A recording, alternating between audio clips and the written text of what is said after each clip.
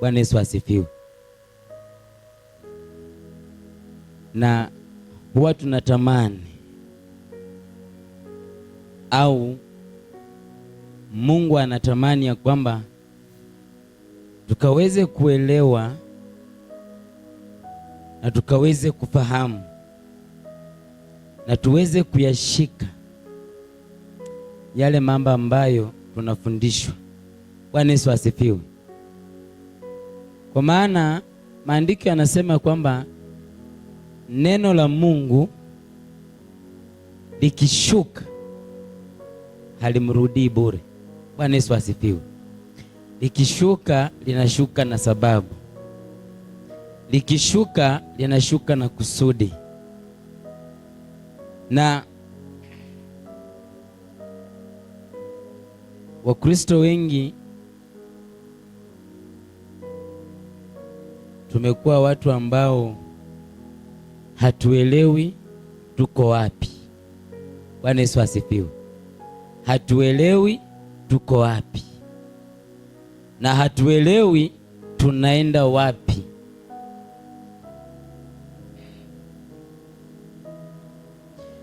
Mambo mengi Mungu aliwaficha wanadamu, lakini katika hayo mengi aliyowaficha kunao ambao alikuwa anawafunulia na hata sasa anawafunulia. Lakini je, we ni mmoja wao wale wanaofunuliwa habari za Mungu au siri za Mungu, au wewe ni mmoja wao wanaofichwa siri za Mungu?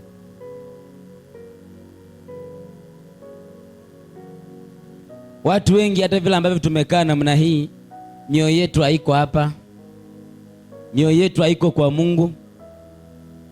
Umekaa hapa ni mwili tu, ni sura tu, lakini mwenyewe mawazo yako yako kwingine, moyo wako, hazina yako iko kwingine. So Mungu akitamani kukufunulia anashindwa atakufunulia vipi wakati ambao moyo wako uko mbali na yeye? Umeunganika vipi na Mungu? Umejiunganisha vipi na Mungu?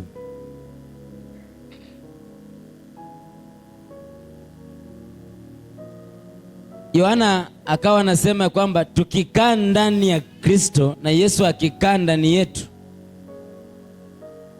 tukiomba lolote tunapewa. Lakini sisi hatutaki kukaa ndani ya Kristo.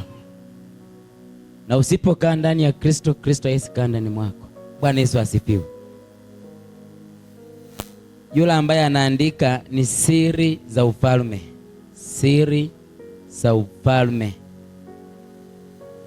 Ufalme una siri. Ufalme wa Mungu una siri.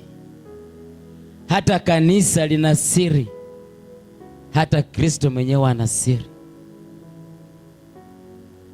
Lakini anasema ninawafunulia tu wale ambao nimewapenda na wamenipenda kwa mioyo yao, na wanaonitafuta kwa haki, hao ndio nitakaojifunua kwao.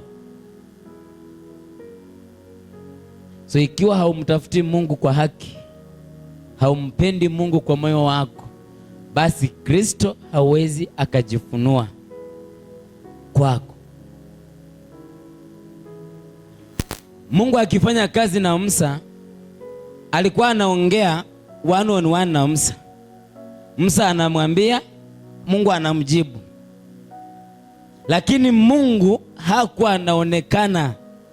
Ilikuwa ni siri. Bwana Yesu asifiwe. Ilikuwa ni siri. Na ni Mungu aliweka siri ya kwamba asija akajionyesha, kwa maana akijionyesha bado wanadamu hawatamwamini na hawatamwabudu. So Mungu akawa amejitenga na watu.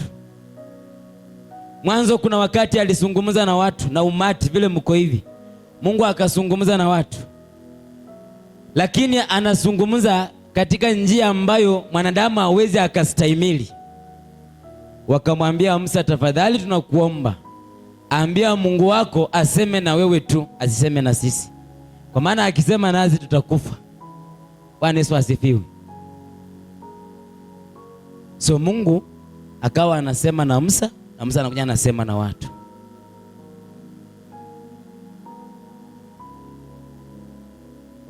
Lakini ilifika mahali baada ya Mungu kutumia watu wengi, watumishi wengi, manabii wengi, akaona ni heri hasa mwenyewe ajifunue katika ulimwengu.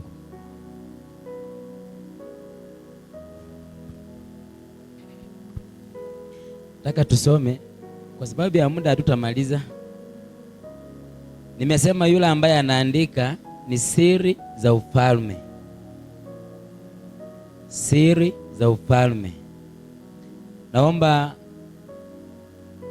mtu afungue Kumbukumbu la Torati 29:29. Alafu mwingine afungue Mathayo 13 kuanzia 10. Kuna mambo ambayo yamefichika, unayaona huelewi, unayasikia haupati ufahamu. Kumbukumbu la Torati 29:29. Alafu mwingine afungue Matthew 13:10.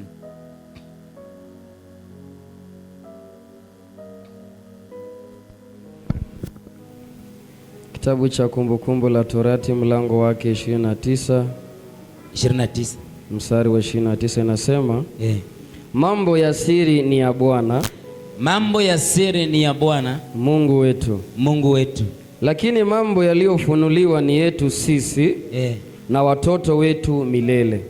Mambo yaliyofunuliwa ni yetu sisi na watoto wetu milele. Lakini mambo ya siri ni ya Bwana. Hapo mwanzo penye ulianza, anza tena.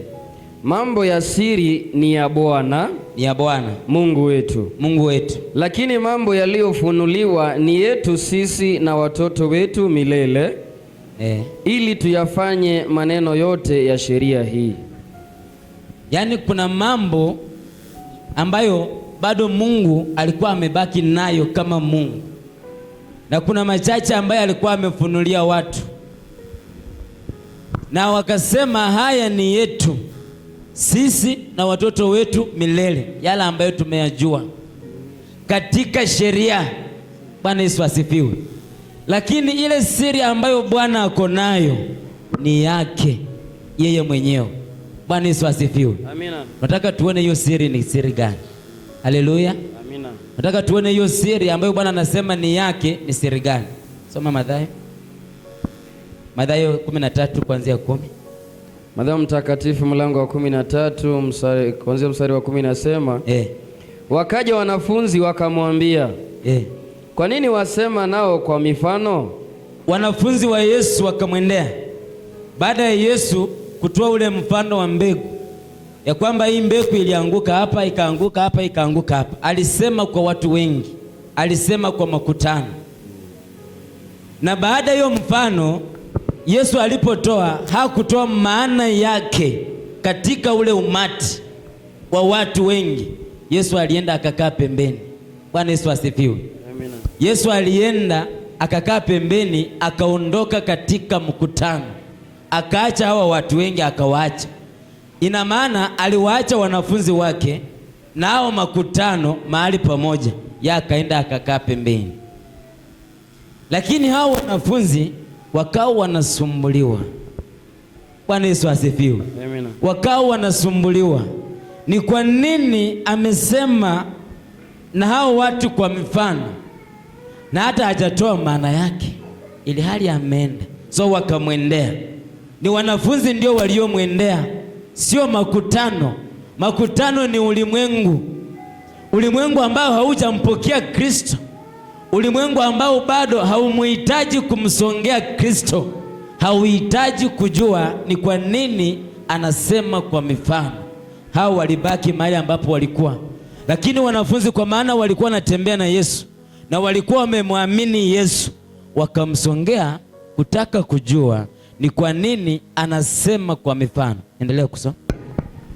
11 inasema akajibu akawaambia, ninyi mmejaliwa kujua siri za ufalme. Chukua maiki nzuri. Chukua maiki nzuri. Chukua hapa maiki. Konradi, nitarudia. Akajibu akawaambia, ninyi mmejaliwa kuzijua siri za ufalme wa mbinguni. Yesu akawajibu wanafunzi wake akawaambia, ninyi mmejaliwa kuzijua siri za ufalme wa mbinguni. Kwa nini ninyi? Kwa nini ninyi? Hawa ni wale ambao walikuwa wamemsongea. Hawa ni wale ambao walikuwa wamemkaribia. Hawa ni wale ambao walikuwa na keti karibu na yeye. Akawaambia, ni ninyi tu ambao mmejaliwa kuzijua siri za ufalme wa mbinguni. Ndio maana katika Yohana akasema, mkikaa ndani yangu nami nikikaa ndani yenu, ombeni lolote nami nitawapa. Kwa maana umefunuliwa. Bwana Yesu asifiwe. Umeweza kufunuliwa mambo ambayo hauyajui ama ulikuwa hauyafahamu, lakini kwa sababu uko karibu na Kristo, unatembea na Kristo, Kristo ako pamoja na wewe, nawe uko pamoja na Kristo, so unapata ufahamu wa vile ambavyo mambo yake yalivyo. Bwana Yesu asifiwe. Tuendelee kusoma. Kuna mambo hapo chini ambayo nataka tuyafahamu. Ninyi mmejaliwa kuzijua siri za ufalme wa mbinguni, bali wao hawakujaliwa. Kwa maana wao hawakujaliwa. Ukisoma Marko anasema naye kwamba walio nje ni kama mfano kwao. Yaani wale ambao hawako karibu na mimi ni mfano kwao, hawawezi wakaelewa, ni mafumbo. Endelee. Kwa maana yeyote mwenye kitu atapewa. Yeyote mwenye kitu atapewa. Kwa nini hawa wanapewa? Kwa maana walikuwa na kitu kwa Yesu, so Yesu akaamua kuwapa kingine, kila ambacho hawakuwa wanakifahamu akaamua kuwaongezea. Yesu anawaambia kwamba yeyote aliye na kitu atapewa. Kwa nini yeyote aliye na kitu atapewa? Kwa maana umeonyesha ya kwamba unahitaji, ijapokuwa una kidogo, lakini unahitaji kingine, na umemwendea bado unadumu na yeye, anaamua kukuongezea ingine. Nataka tuelewe polepole haya maneno yakapa mazito. Nataka tuende na wewe polepole ili uweze kutambua ni siri gani hizi ambazo Mungu alikuwa anasema ni zake, lakini leo hii aliamua kutufunulia ijapokuwa hatuelewi. Endelee. Kwa maana yeyote mwenye kitu atapewa, naye atazidishiwa tele. Lakini yeyote asiye na kitu, hata kile alicho nacho atanyang'anywa. Yeyote asiye na kitu, yani hauna, hata kile ambacho maybe ulikuwa umekusudia kukipata, Bwana atakunyang'anya.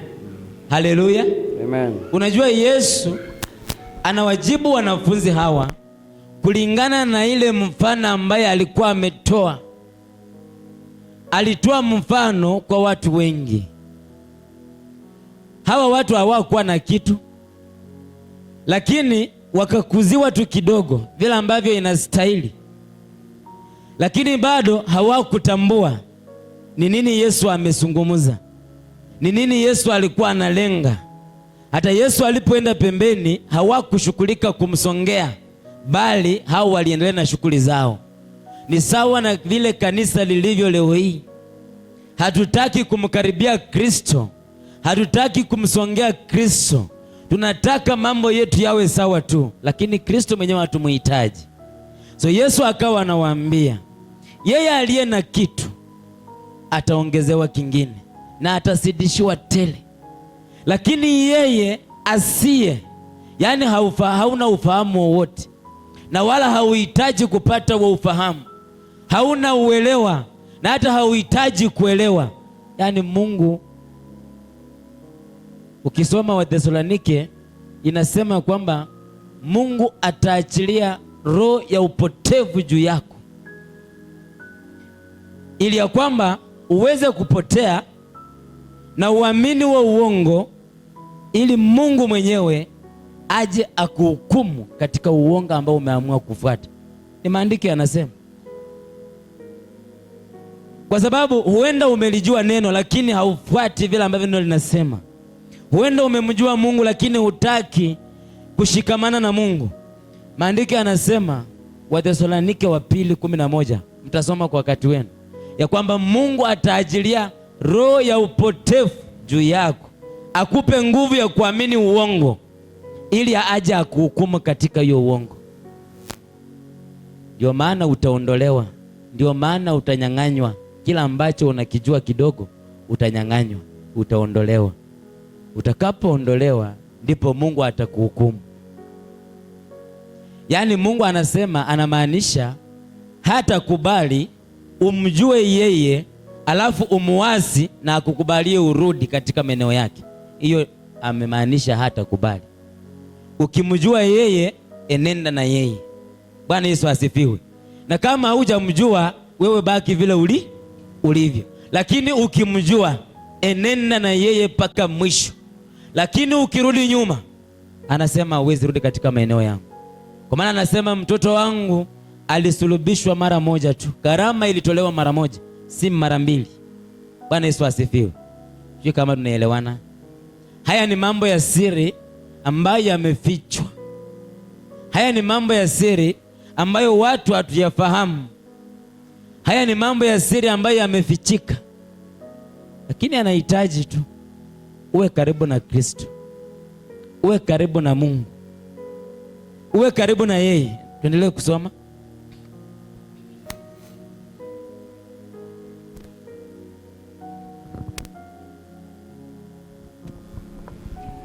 Kumi na tatu inasema, kwa sababu hii inasema nao kwa mifano, kwa kuwa wakitazama hawaoni, na wakisikia hawasikii, wala kuelewa.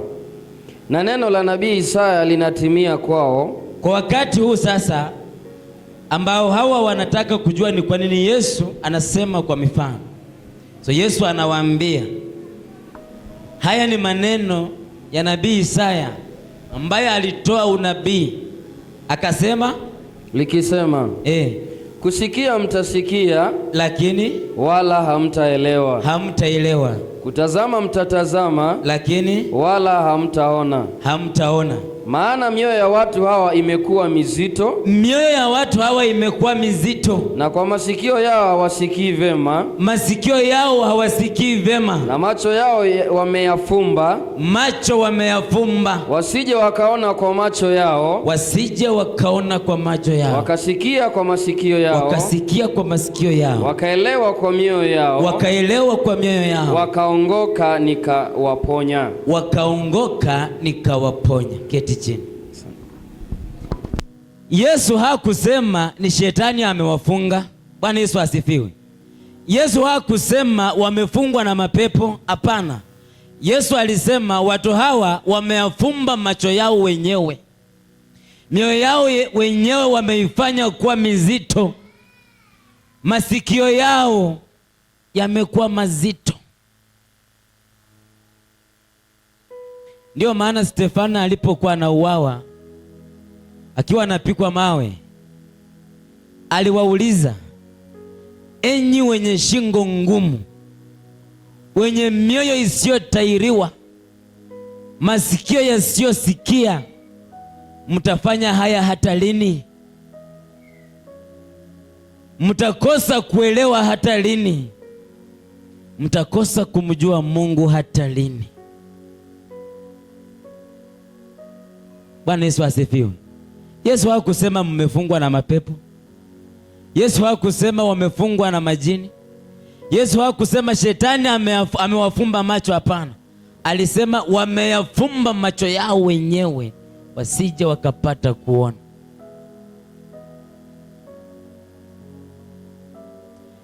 Je, wewe pia ni yule ambaye umeamua kufumba macho yako mwenyewe? Ama umeamua kuyafumbua macho yako kwa ajili ya Kristo? Je, wewe pia uko katika miongoni mwa wale ambao wamefanya mioyo yao kuwa migumu? Ama umeamua moyo wako umkabidhi Bwana na Bwana akuhudumie? ili ya kwamba Bwana aweze kufunua siri zake juu yako. Bwana Yesu asifiwe. Ili ya kwamba Bwana aweze kukujulisha yaliyo yake.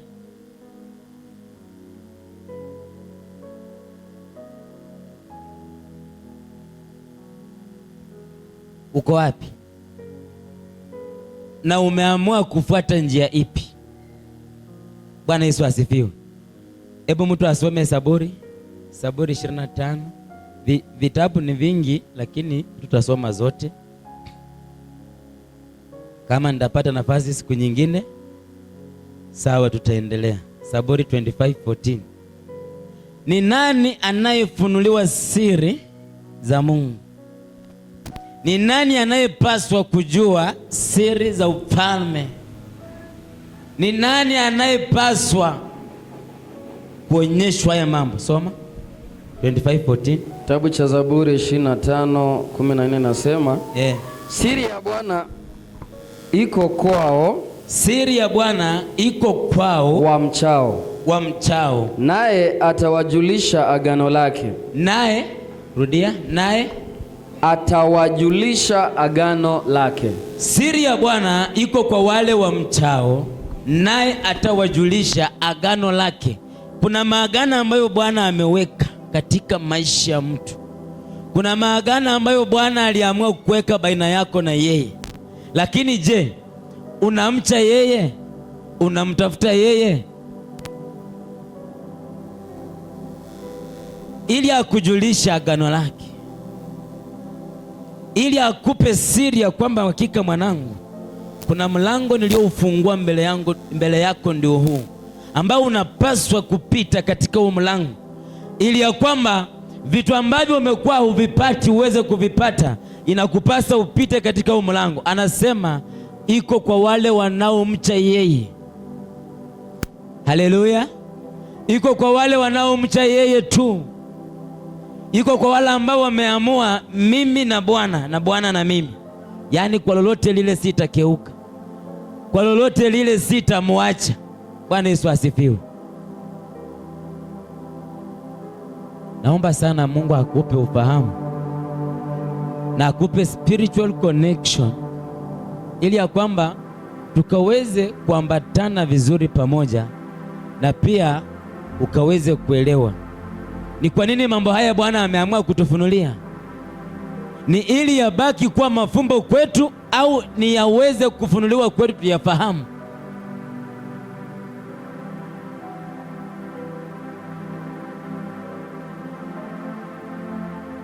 Moyo wa mwanadamu tu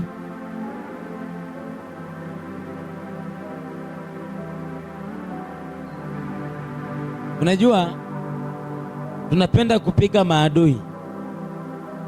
Tunapenda kuomba Mungu sana amalize maadui, lakini hujaiomba Mungu amalize adui wako wa karibu, ambaye ni mwili wako wewe mwenyewe, mwili wa mwanadamu. Adui wa kwanza kwa huduma yako, adui wa kwanza anayekuangusha katika wokovu, sio mchawi, sio yule mganga, ni wewe mwili wako ambao unaubeba kila siku. Ni wewe mwili wako ambao unakuongoza kufanya mambo ambayo Bwana hayataki. Huyo ndiye adui wa kwanza ambaye inafaa umshinde. Hauja ushinda mwili wako, unataka kumshinda mchawi, unataka kumshinda mganga, lakini mwili wako umekulemea mpendwa. Tunajidanganya bure. Mungu yupo anasikia, Mungu yupo anaona, Mungu yupo anajibu. Mbona hatujibiwi? Soma Mithali. Hii ni kuonyesha tu siri, au Mungu anafunua vipi siri zake. Bwana Yesu asifiwe. Bwana Yesu asifiwe. Hatujaanza kuchambua siri zenyewe. Huyu Mungu anadhihirisha vipi siri zake? Mithali 3:33. Mwingine afungue Amosi 3:7. 3:33. Mwingine afungue Amosi 3:7. Mithali mlango wa 3:33 inasema laana ya Bwana i katika nyumba ya waovu.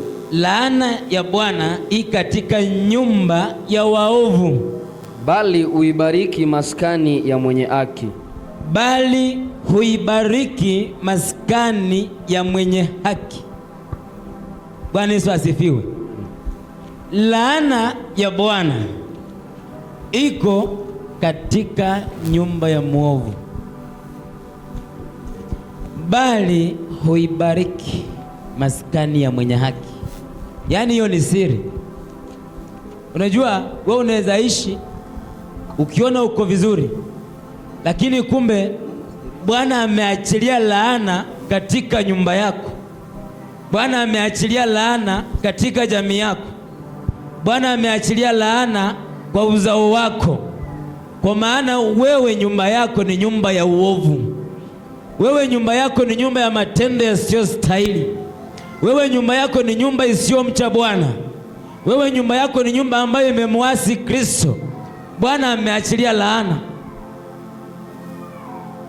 Lakini ikiwa wewe maskani yako ni maskani ya watu wenye haki, wanaompenda Bwana, wanaomcha Bwana, anasema ameibariki au huibariki ile maskani.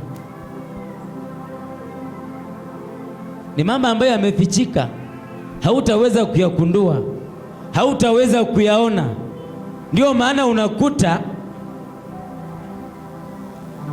watu wengi wanapotea, hawajui kwamba wamepotea.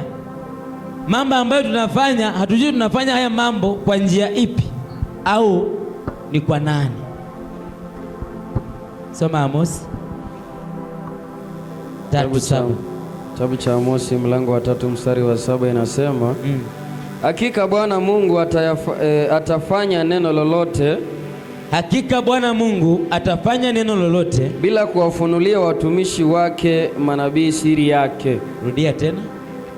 Hakika Bwana Mungu hatayafanya neno lote, hatafanya neno lolote bila kuwafunulia watumishi wake manabii siri yake. Bila kufunulia watumishi wake manabii siri yake. Yaani Mungu hawezi akafanya kitu juu yako kama hajamfunulia mtumishi wake. Hawezi akafanya. Atafanya akishaonyesha watumishi wake. Atafanya akishawapa siri ya kwamba naenda kufanya kitu kwa ajili ya huyo mtu. Bwana Yesu asifiwe. Bwana ataonyesha, ndiyo atende. Bwana atadhihirisha kwa watumishi wake, ndiyo ya kwamba aje atende juu yako. Maandiko yamesema hatayafanya. Hatayafanya. Je, unataka Bwana afanye kwako? Bwana Yesu asifiwe. Unataka Bwana afanye kwako? Hebu muuliza aliye karibu na, unataka Bwana afanye kwako? Amuulizani. Amuulizani. Uliza, unataka Bwana afanye kwako? Je, mahusiano yako yako vipi na yeye? Umekaa vipi na yeye? Unatembea vipi na yeye? Bwana Yesu asifiwe. Kwa sababu ya muda, nataka tusome kitabu kimoja. Vitabu ni mingi, hatuwezi maliza. Nataka tusome tu kitabu kimoja. Waefeso 5, ama tusome 2. Hebu kwanza soma Wakolosai. Soma Wakolosai 1 kuanzia 26. Nataka kwa muda mfupi tu ujiulize, tunaposoma vitabu hivi viwili, Wakolosai na Waefeso, kwa muda mfupi tu ujiulize, umekuwa unaketi vipi na Mungu, au ulikuwa unamfuata vipi Mungu? Na kuna siku nishaitoa mfano hapa, leo hakuna ubao, sasa siwezi nikatoa tena huo mfano nikiandika, lakini niliuliza, Yesu alikuwa anahudumia makutano, yaani makutano ni watu wengi, tena akawa anahudumia wanafunzi wake 12, na katika hao wanafunzi 12 tena akawa na kikundi kingine, Yohana, Yakobo na nani walikuwa watatu, na Petro. Yohana, Yakobo na Petro. Hawa akaja akawatenga kati ya 12, na 12 aliwatenga kutoka kwa makutano. Nikauliza siku nyingine, uko wapi wewe? Bwana Yesu asifiwe. Wewe uko kwa kundi gani? Uko katika makutano bado, au umetolewa kwa makutano umefika kwa 12? Na ukifika kwa 12, inafaa Mungu akuondoe kwa 12 akulete kwa watatu. Kwa maana hawa watatu, Petero, Yakobo na Yohana, kuna mambo ambayo Yesu alikuwa anafanya yenye hawa wengine 9 hawakuwa wanayaona. Mshaijua hivyo? Kuna mambo ambayo, kuna miujiza mingine Yesu alikuwa anafanya akiwa na hawa watatu tu. Walikuwa wakifika anawaita hao watatu, anaingia nao mahali, hao wengine wanabaki nje. Hao watatu ndio Yesu alikuwa anatembea nao sana, lakini akisema ni wanafunzi walikuwa 12.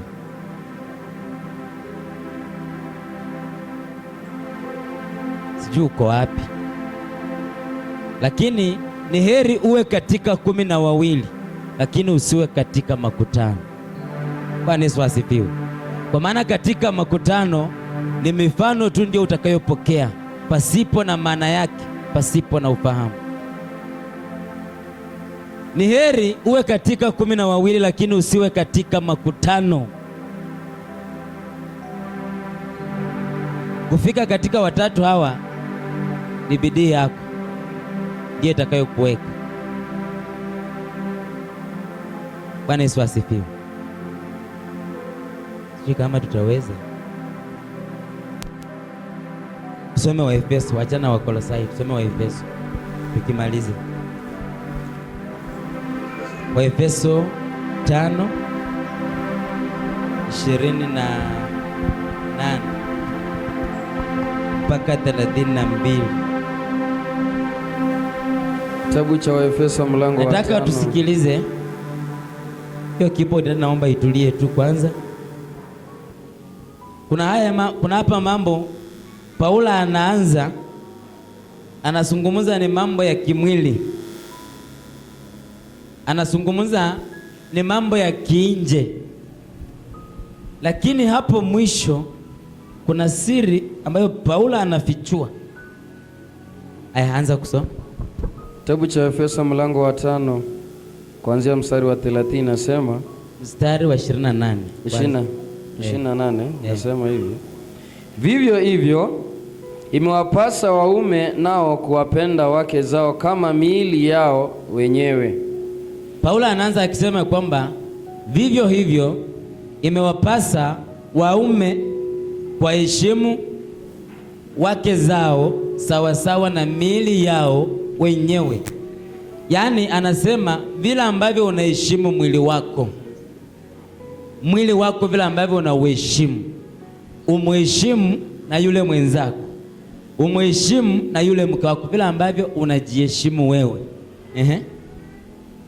Ampendaye mkewe ujipenda mwenyewe. Anayempenda mke wake anajipenda yeye mwenyewe. Maana hakuna mtu anayechukia mwili wake popote. Anasema kwa nini umpende mke wako kama vile unavyojipenda mwenyewe? Kwa maana wewe hauchukii mwili wako. Bwana Yesu asifiwe. Amen. Nani anachukia mwili wake? Nani anachukia mwili wake? Hakuna. Kila mtu anapenda mwili wake. Vile ambavyo unapenda mwili wako hivyo ati hudumia yule mwenzako sawa na unavyohudumia mwili wako. Yale mahitaji unayoyapa mwili wako mpe na huyo mwenzako. Bwana Yesu asifiwe. Amen. Alafu bali huulisha na kuutunza. Bali huulisha na kuutunza. Yaani wewe vile ambavyo unatunza mwili wako ukiulisha, hivyo hivyo fanya kwa mwenzako. Kama Kristo naye anavyolitendea kanisa. Paulo anasema haya mambo vile unavyofanya kwa mwili wako, vile unavyoutunza na kuulisha mwili wako, hivyo ndivyo Kristo anavyolitunza na kulihudumia na kulilisha kanisa. Bwana Yesu asifiwe. Vile unavyopenda ya kwamba mwili wangu leo hii umetamani kitu fulani, hivyo ndivyo Kristo anavyoona kwamba kanisa langu mimi leo limetamani kitu fulani, wacha nilipe, na anapeana kwa kanisa lake vile ambavyo wewe mwenyewe amependa, na vile ambavyo vile upenda hufanya wewe kwa mwili wako. Anasema hivyo ndivyo Kristo hufanya kwa kanisa lake. Tuendelee. Kwa kuwa tu viungo vya mwili wake. Nani ambao tu viungo vya mwili wake? Sisi, mimi na wewe. Ambia mwenzako mimi na wewe. Mimi na wewe. Tu viungo vya mwili wa Kristo. Na kwa sababu tu viungo vya mwili wa Kristo, Kristo hutuhudumia sisi sawa na vile ambavyo tunajihudumia wenyewe kwa miili yetu. Kwa sababu hiyo mtu atamwacha baba yake na mama yake, ataambatana na mkewe, na hao wawili watakuwa mwili mmoja. Ati hao watu wawili, mme na mke, unapotoka kwenu na mke anapotoka kwao, mkipatana mnakuwa mwili mmoja. Paulo alikuwa anasema ya mambo ni mambo ya kimwili tu vile ambavyo mnaelewa, mambo ya kimwili, lakini hakuwa anamaanisha mambo ya kidunia. Anafunua siri ambayo imefichika baina ya kanisa na Kristo. Bwana Yesu asifiwe. Amen. Kuna siri ambayo iko katikati ya kanisa na Kristo, na kanisa haijaweza kujua hii siri. Yaani wewe na mimi hatujajua. Ndio nikisema kanisa wengine wanafikiria hili jengo. Hili jengo si kanisa. Bwana Yesu asifiwe. Hili ni jengo tu, tumekutanika hapa wala ambao tunakamilisha mwili wa Kristo. Haleluya. Amen. Ayamaliza kusoma. Siri hiyo ni kubwa. Siri hiyo inayokutanisha hao watu wawili, watu wa jinsia mbili, wawe mwili mmoja, ni siri kubwa. Ni siri kubwa. Bwana Yesu asifiwe. Haionekani, lakini ni wawili, lakini nasemekana ni ni mmoja. Ila mimi nanena habari ya Kristo na kanisa. Ila mimi nanena habari ya Kristo na kanisa, sineni habari ya mwili ya mume na mke. Bwana Yesu asifiwe.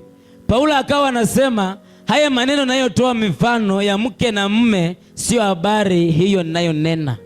Nanena siri iliyofichika baina ya kanisa na Kristo, vile ambavyo inafaa tuunganike tuwe mwili mmoja. Mimi niwe Kristo na Kristo awe ni mimi. Kuna siri hapa ambayo imefichika, mpendo. Kuna mambo hapa hutayaweza.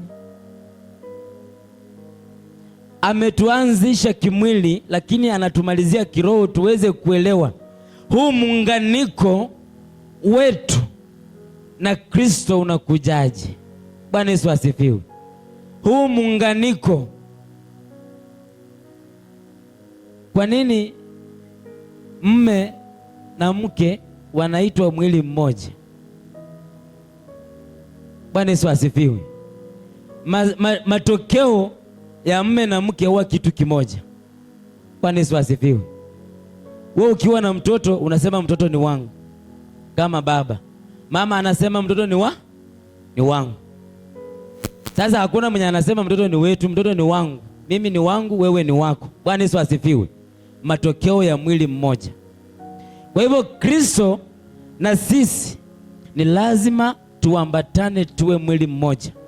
Ni lazima tushikamane, tuwe mwili mmoja. Bwana Yesu asifiwe.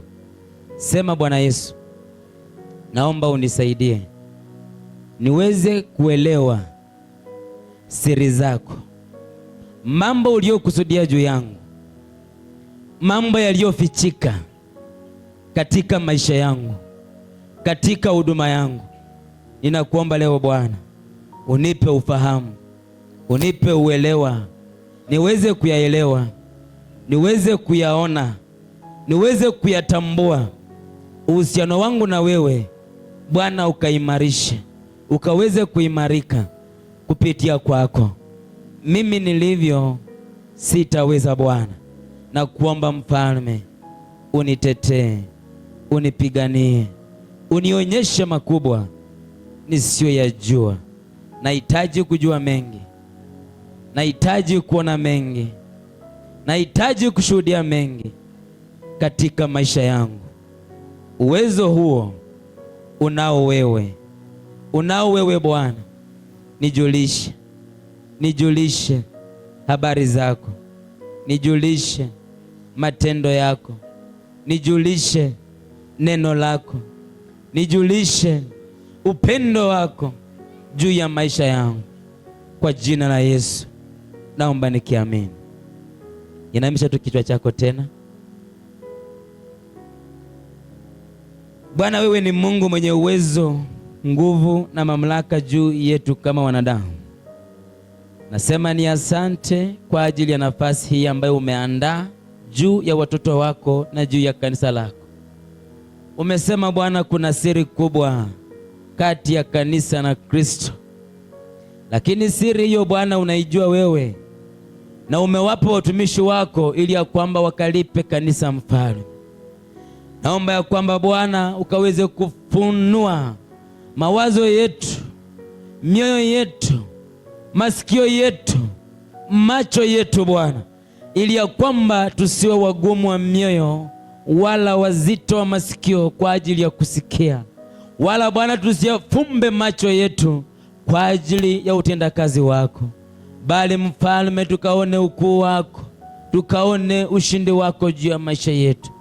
Bwana ukanene na mioyo yetu, ukaturudie Mfalme, tukaje mbele zako katika toba ya kweli, ili ya kwamba Bwana malengo yako kwetu yasiweze kuzuilika tena na mtu yeyote. Mfalme, tuliofumba macho yetu Bwana kwa nguvu zetu, naomba ukaachilie Roho wako, macho yetu yawe mepesi kwa ajili ya kufunguka na kuona ukuu wako. Mfalme, masikio yetu Bwana, naomba ukatie nuru yako na mwanga wako na nguvu zako ndani mwetu, ili ya kwamba tukapate uelewa wako. Mfalme, kanisa lako linahitaji kujua siri iliyo kati yako na kanisa hili. Mfalme, haswa mioyo yetu, watoto wetu, nyumba zetu Baba, zinahitaji kushuhudia ukuu wako, wala sio laana iliyoishi katika maisha yetu. Bwana, ukaweze kuturehemu kwa mkono wako Mfalme, na kwa nguvu zako Baba yetu. Wewe ni Mungu uliye na uwezo. Kwa jina la Yesu Kristo naomba tukiamini, amen. Bwana wabariki.